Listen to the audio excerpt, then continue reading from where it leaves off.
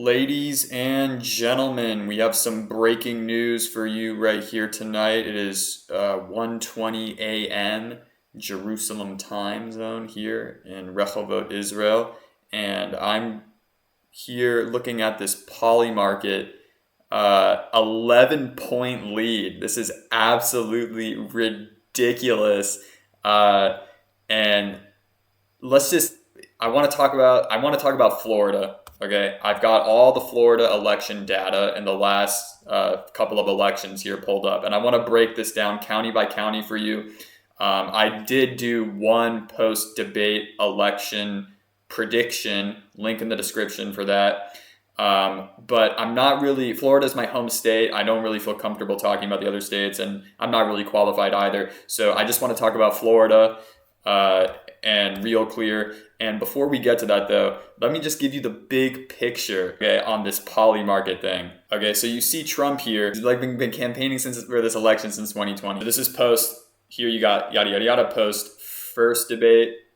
Okay, now let's find the second debate here. Okay, because it looks like from the 10,000 foot view, from just someone who's not really paying attention, from just a very, very zoomed out, the type of person who's middle-aged and college educated and is not really paying attention to the election, maybe watches 10 minutes of CNN a day with their morning coffee, you'll see that they'll see a pattern like this where the lines are literally just crisscrossing, and they'll say, well, this election is neck and neck, it's dead even, it's a razor thin margin. I think bullshit, and I will explain why county by county for Florida, why that is BS. But before I do, answer a very simple question for yourself. Whose model do you trust, Mark Mitchell or Nate Silver? I think that you see the infighting. You see Nate Silver and Alan Lichtman fighting each other. You see that god-awful interview that Nate Silver did on, I think it's Chris Williamson's podcast. I literally did not know who this man was before I watched that podcast. By the time I finished the podcast, 5 minutes into the podcast, I realized this man is a certified moron. So, ad hominem attacks aside, just think to yourself for a minute. Because at this point, it's whose word is whose word. We can look at, and this I think will change too. Okay. But at this point, it's basically, you got Rasmussen here, Mark Mitchell. It's basically his word versus Nate Silver's at this point. And if you ask me who's more compelling, I think it's pretty obvious that, and you say, well, how come all these other guys, these super left-leaning polls are still, have it neck and neck? They're hedging their bets. It's much easier, to say that the race is, really it's political correctness. It's really 2016 all over again. And I think the easiest way for me to show you that is to just do a quick breakdown of Florida county by county. You can see that he won, but by not as much as I would have thought. Her big counties are these big urban areas like Broward, Palm Beach, and Pinellas. Even though you can have someone like Biden make Palm Beach competitive, someone like Hillary, I don't think was able to, and I don't think Kamala Harris, who is even a weaker candidate than Hillary, will be able to either. Broward in 2016 was like by 300K. Where is Palm Beach on this list? You see how that's a much narrower margin? You see how this margin here is only, that's only about what? 100,000 votes? Yeah. Okay, so the reason why Palm Beach was so competitive between Trump and Hillary in 2016, right? You see that it's a margin of 100,000 votes. Is because that's where the money is. Whereas if we look at in comparison, if we look at Broward,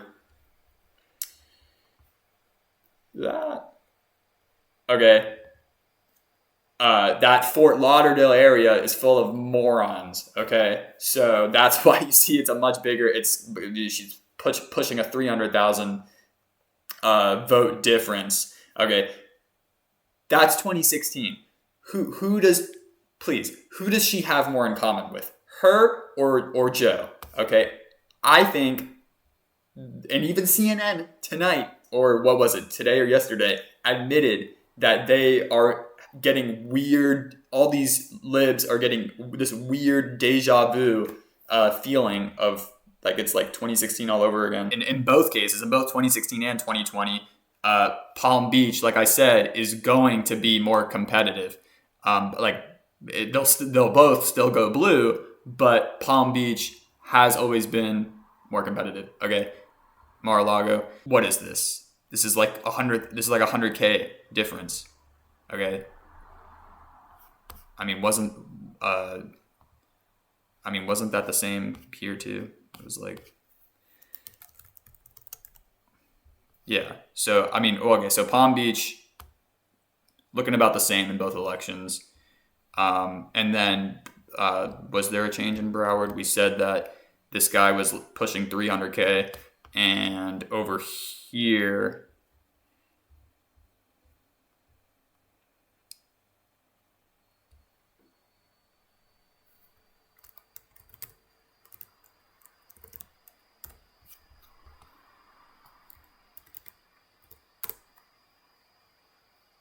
okay, so that is 285K.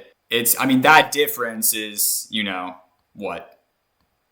Less than 10,000 votes. I guess that's like 7,000 votes that Biden made up in that he barely, okay, this is kind of my point. He basically did the same as her in Palm Beach, okay? Which is what we would expect, because that is where the money is. And also Broward, again, it's close, but it does look like he improved slightly. If my math is right, it's 1:30 a.m. and I'm exhausted. That's a very slight improvement, but still, I would duly noted. Moving on. Who was going? Riddle me this. Who did they think was going to win on election night? Okay, here's the problem. These polls from the legacy media and these liberal universities oversample Democrats. So these people are living in their media bubble. They're totally out of touch. Let's look at the people who are actually betting money. Okay. For anyone who's actually betting money on this election, it's, 9-1 odds. Okay. For any, this is just crypto markets for this. These are everyday people. Okay. This is essentially a random sample of every. This is why Polymarket is the heartbeat of this race, because now keep in mind, important caveat. If we look at September 10th here, okay, you can see that before the debate, Trump is winning. Okay, that was the opportune time. Looks like even going into that was the opportune time to dump money into Polymarket. Liberal whales, people like Soros, tons of money, started dumping money into Polymarket. And I think clearly it had an impact because, and it was the perfect time to do it, because you had the debate and then you had the 9/11 shit show. Okay, back to back, awful debate performance for her, awful 9/11 shit show for her. Basically everyone just ignored her. It wasn't media blitz level shit show, but it was basically everyone just ignoring her because she's irrelevant. So it was literally the perfect time to just dump market manipulation, dump money into Polymarket. And that's exactly what they did. And that is what I think explains her sort of very narrow lead. Okay, over this, kind of short time period. Okay.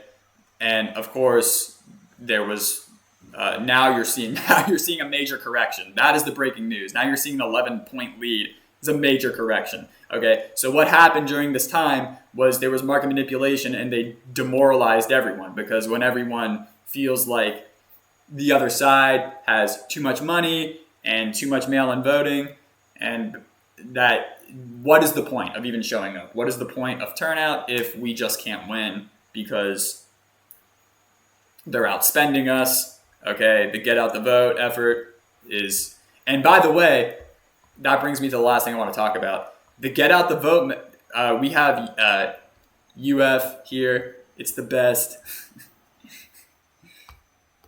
It's a great school to go to. You almost as great as FSU. You've got this cool lab here, okay? So it shows you that you can tell by this map, oh my God, over $250,000. The ballot harvesting operation in Florida is redonkulous. It's worse than any other state, almost. This category is basically my parents, okay? Independents and Democrats, okay, are the clear target of early voting. And these are not yet returned, so I guess, which means they've been sent out. You can see they're the clear target, right? Everyone has got, all these people, including my dad apparently, have gotten the not yet returned vote by mail thing. However, look at the enthusiasm. They're up, what, by like 20,000 votes? And and however, clearly they sent more. They've sent out more than 20, because, I mean, the difference that they've sent out is much more than that. I mean, because this is one, it's a lot more.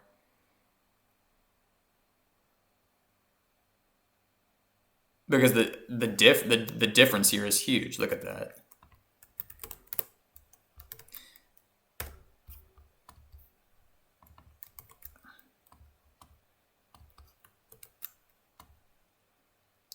Yeah, that's literally almost $250,000.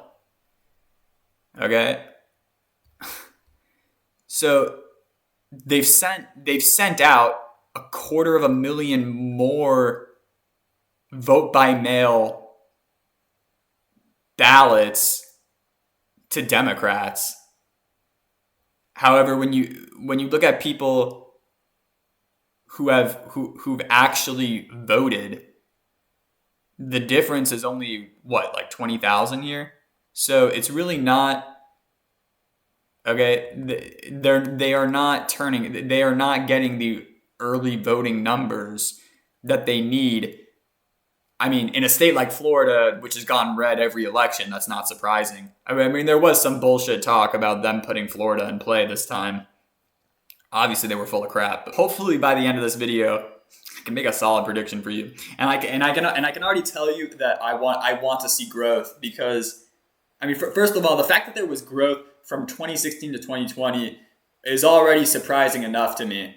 That you just have this like solid growth. The man literally got 1 million more votes. It's freaking amazing.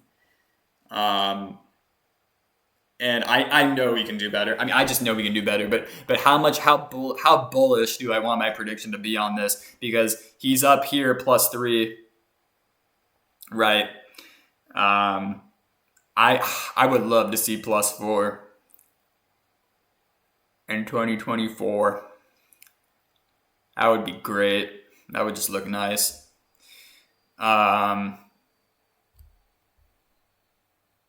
Right, but see, this is ridiculous. Okay, the man is up by 6. He's up 90% in Polymarket. I mean, it may as well be 100. Like 90%. That's like virtually impossible to overcome. Okay, but you've got all these, and at least for once, the New York Times. The New York Times clearly this is clearly giving the middle finger to Florida. Because they've been very bullish for Harris this whole time. So this to me is like the New York Times saying, we give up. Okay. Of course, you've got all these other crap polls, Emerson Hill. Okay. So that's why you're seeing this average. I mean, and for those of you who don't know what I'm talking about, let's just zoom out for a second. The RCP average is a left-wing aggregate. Okay, the only, and by the way, Rasmussen, they are not. I don't think I have it pulled up, but I do. Okay, this is my point, guys. They are not right wing. You see this? They underestimated Trump twice in 2016 and in 2020. See that? So the fact that they are sort of the fact that in 2024 that they are sort of the, what is the expression, the black sheep or the red sheep, the fact that they are getting labeled by everyone as the right wing pollster, I mean that's just not reflected in the data. And I mean, they underestimated Trump twice, and they've had this race neck and neck the entire time with a very slight lead for Trump. All these, and my point is that all these polls, okay, Emerson, Quinnipiac, it's an echo chamber. Okay, they're gaslighting you so that you think that there's no point in trying, that there's no point in showing up to vote, that your vote doesn't count. Okay, that's the reason they're doing that. Well, I mean, they're also hedging their bets.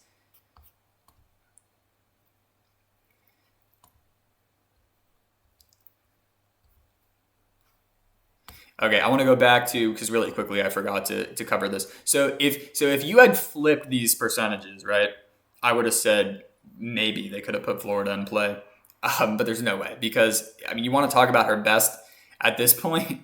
What am I looking at? Yeah, I go. Oh wait, so this is Cook's prediction that it's a +3, and they're saying +6. Huh. So if I tell you it's +4, I'm kind of in the middle, of the road, I guess, if that's what this I'm looking at. So Florida. Okay. See, because I think this is her best demographic, because you've got these. I mean, it's not. It's specifically it's white women who graduated college, so morons. Okay. 20. But that the problem is they're only. They could not possibly be more than half of this, I think. I mean, I have no idea, but let's just go and say that. Let's just go ahead and say that, that they make up 13% of this. I mean, I mean, you can see that that blue collar has the clear plurality in this chart. Yeah, you can see now it's 30. So it used to be 29. So you can see that, that blue collar has the clear plurality in this, followed by, so you got white non-college, followed by white college, followed by black, Latino, Asian other. Now, okay, so the other thing is weird, because I would imagine that this 26%, that like whatever 0.0001% of that is Jewish people, but I don't know how they collect the census data, and I don't know how they're doing it. I know that when I took the SAT, the options were what? White, black, Latino, and other. I'm almost positive I checked white, even though I'm Jewish. I'm Ashkenazi, so that's really more like European descent. But I think it's pretty clear that Trump is winning. 30%. This group that makes up about 30% of the votes, it's pretty clear that he's winning them. So, even if he's not winning this group, he's definitely going to win this group. So it's, Florida, it's just by how much. I mean, it does sound, if I say it's +4, it sounds like it's kind of middle of the road. At the same time, though, +5, I mean, First of all, I already predicted that this election that he would get over 300 electoral votes. I said he would get 306. However, that was before the whole politics with the Nebraska 2nd District getting all butthurt and about splitting up the votes in Maine. And so, but I still think it's in that neighborhood, unless it's a total landslide, I guess. But I mean, well, really, tell me how this, Florida got 2 hurricanes too. Okay. And I don't think those are going to, and I don't think nearly as many, hopefully we're still waiting on this, but hopefully not as many people died as, in North Carolina, it's almost like they're defunding FEMA. They tried to shoot Trump twice, then they tried to blame it on Iran, and now it's almost like they're defunding FEMA like on purpose. The whole thing is so weird, okay? And Florida, thank God, has their own disaster relief fund. I think that the contrast in leadership between DeSantis and Roy Cooper is going to have a big impact on this election. And say what you want about Mark Robinson. Say what you want about, if his politics are too conservative for you, especially too socially conservative for you, and you just hate the guy, he's quite the character. But I think everyone can just see on display that the leadership from the Biden-Harris administration and Roy Cooper has just been abysmal. It's really depressing to watch. And I think that I would hope that contrast in leadership.